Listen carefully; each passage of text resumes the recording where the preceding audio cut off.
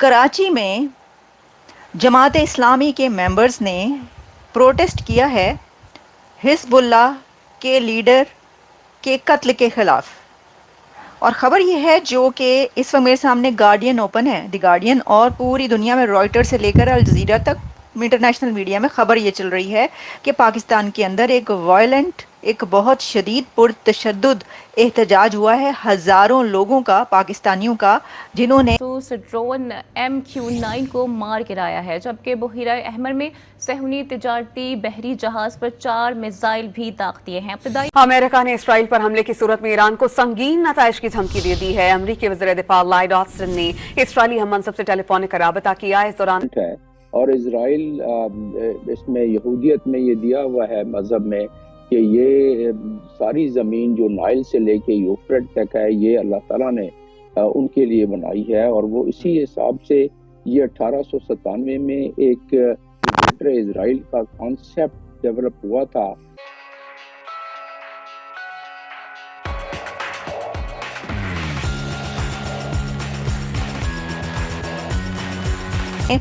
Hasan Nasrallah की killing के ख़िलाफ़ ये प्रोटेस्ट किया और उस वक्त ये प्रोटेस्ट वायलेंट हो गया जिस वक्त पुलिस ने उनको रोका। They were prevented from marching to the cities US consulate, Karachi के US कॉन्सुलेट की तरफ वो बढ़ रहे थे to protest against the Israeli assassination of Hassan Nasrallah. ये वो पाकिस्तानीज़ हैं जिनके प्राइम मिनिस्टर ने पाँव पकड़ पकड़ के और तरले कर करके और मिन्नतें कर करके लोन लिया है। IMF ने अभी इन्हीं पाकिस्तानियों को लोन दिया है और $7 अरब का लोन जो कि भीख में आपको मिला। उसके बाद आप क्या कर रहे हैं? अमेरिका के ख़िलाफ़ वहाँ पर एहतजाज कर रहे हैं। भाई ये हिज़्बुल्लाह से आपकी इतनी क्या रिश्तेदारी है?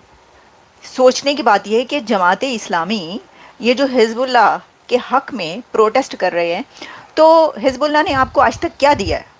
अच्छा, वैसे सोचने की बात देखें, वो हो सकता है कि वो हसन नसरुल्लाह को अपना मामा समझते हो, कोई मामा या चाचा समझते हो सकता है कि वो हिज़्बुल्लाह को अपना बड़ा सगा रिश्तेदार समझते हो, रिलेटिव समझते हो।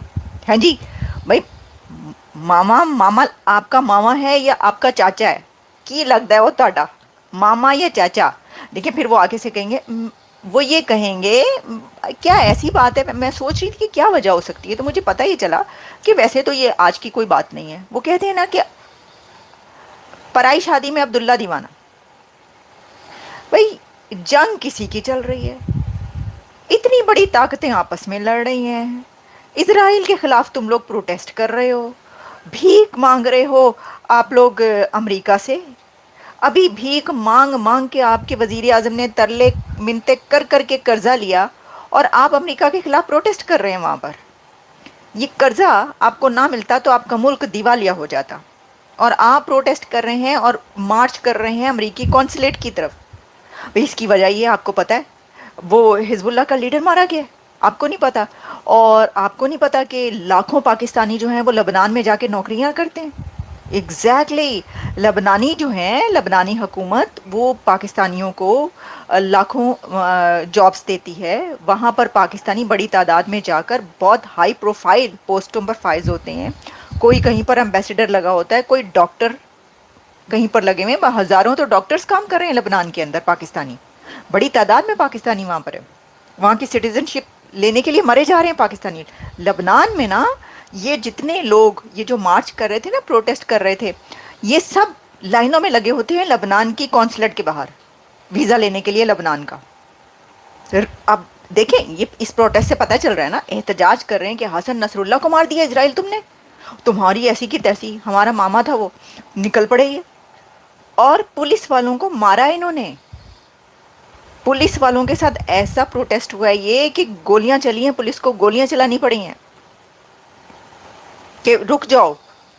भाई, मैं कहती हूँ प्राइम मिनिस्टर शहबाज शरीफ ने कहा होगा रोको इनको, रोको। अभी तो मैं वापस भी नहीं पहुंचा, लंदन में बैठा हुआ हूँ, इन्होंने तो वहाँ पे ये आत डाल दी है, कोई पता नहीं वहाँ पे ये खबर पहुँच जाए, ये तो खबर निकल जानी है।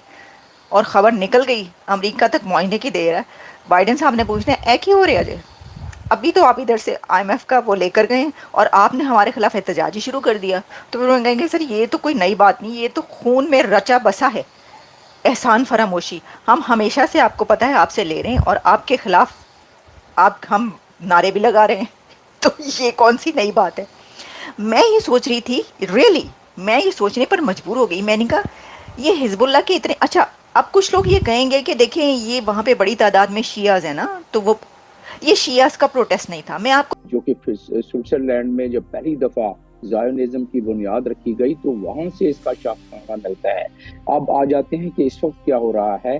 آپ نے دیکھ لیا کہ غزہ میں انہوں نے جتنی کوئی تقریباً 41,500 سے زیادہ لوگوں کو شہید کر دیا، بچے بوڑھے سارے لوگ اس میں، اور زمین پر قبضہ کرتے جا رہے ہیں۔ 1948 میں 530 کے قریب شہروں کو، گاؤں کو مسمار کر کے تقریباً 25 ہزار افراد کو شہید کر کے انہیں دھکیل دیا، مزید سکیڑ دیا فلسطین کی زمین پر، اور پھر 67 میں بھی یہ کیا اور زمین قبضہ کر لیا غزہ میں۔ اب آپ کو یاد ہوگا کہ کوشش کی گئی کہ کسی طریقے سے ایجپٹ راضی ہو جائے اور سینائی میں اتنی بڑی اس ڈیزرٹ میں جگہ دے دے کہ سارے غزہ کے لوگوں کو اس میں پش کر کے بھیج دیا جائے اور غزہ پر قبضہ کر لیا جائے ہمیشہ کے لیے۔ اب یہی کوئی بات ہو رہی ہے لیوانٹ کے تمام علاقوں میں، یعنی کہ لبنان بھی اس میں شامل ہے، اور لبنان میں کیونکہ حزب اللہ ایک واحد فورس تھی جو کہ اس چیز کو روک کے رکھی ہوئی تھی، اور نصر اللہ اس کے سب سے بڑے لیڈر تھے، 32 سال سے چلے آ رہے تھے، خاص طور پہ جب ان کے حسن جموسوی صاحب کو انہوں نے شہید کر دیا تھا 1992 میں۔ اس کے بالکل بعد سے ٹھیک ڈاکٹر صاحب یہ بھی بتائے گا کچھ ماہرین یہ بھی کہہ رہے ہیں کہ جنگ محمدن اور اسرائیل کے درمیان لڑی جا رہی ہے، اب اس بارے میں آپ کی کیا رائے ہے؟ یعنی اس پہ تو میں نے جو تبصرہ کیا کہ یہ ایک رائٹ ونگ کی جو حکومت ہے اور مذہبی حکومت ہے وہ تو اس کا پس منظر ہے، لیکن اس وقت جو زمینی حقائق ہیں وہ ساری اس بات کو ثابت کر رہی ہیں کہ پس پردہ ان کے ذہن میں کیا ہو سکتا ہے۔ اس کے ساتھ ساتھ اسرائیل اس پورے علاقے کا امریکہ کے لیے پراکسی وار بھی کرتا رہے گا، ساروں کو اپنے زیر اثر بھی رکھے گا، چاہے وہ ابراہیم اکارڈ کے ذریعے رکھے یا اپنی طاقت اور قوت کے ذریعے رکھے، اور سارے کے سارے پراکسیز جتنی بھی ہیں علاقے میں جو ایران کو مزاحمت دے سکتے تھے ان کو خاموش کرا کے رکھے۔ سب سے بڑی پراکسی جو تھی، سب سے بڑی قوت جو تھی وہ حزب اللہ کی ہے، اور وہ حسن نصر اللہ اس کے سب سے بڑے لیڈر تھے، ان کو انہوں نے ختم کر دیا۔ اب وہ کہتے ہیں کہ ہم پورے انفراسٹرکچر کو تباہ کریں گے۔ یو ایس کے اسپوکس پرسن نے یہ کہا، امریکہ کے صدر اور نائب صدر نے یہ کہا کہ یہ بالکل صحیح کیا ہے، اسرائیل نے مار دیا ہے اور یہ ان کا رائٹ تھا اس کو مارنا، ورڈز ٹو دیٹ افیکٹ، اور وہ اپنی ڈیفنس کا حق رکھتے ہیں۔ اور اگر جتنے بھی وہ بم برساتے رہیں، اور آپ کو یاد رہے کہ غزہ میں جو انہوں نے بم برسائے سے زیادہ ابھی بالکل وہ بم تو برسا رہے ہیں اور کھلی دہشت گردی بھی کر رہے ہیں، لیکن ہم اس سب میں دیکھ رہے ہیں کہ مسلم امہ کا جو اب تک کا کردار ہے وہ انتہائی مایوس کن ہے۔ مسلم اور عرب ملک صرف مذمتوں تک ہی کیوں محدود ہیں، اور اس بے حسی کی وجہ کیا ہے؟ کیا عرب ممالک کسی بڑی تباہی کے منتظر ہیں؟ جی وہ تو تباہی شروع ہو گئی ہے نا۔ اب تو میں نے کئی پروگراموں میں کہا ہے کہ 1 by 1 and turn by turn اگلی باری جو ہے وہ ایران کی بالکل واضح کر دی ہے اپنی اسپیچ میں۔ نیتن یاہو نے جنرل اسمبلی کے جو حالیہ اسپیچ ہے، اور جب انہوں نے نقشہ بتایا کہ آرک آف کرس جو ہے وہ ایران اس میں سر فہرست ہے، اور ایران کو ہم نیوکلیئر کی افشودگی نہیں کرنے دیں گے۔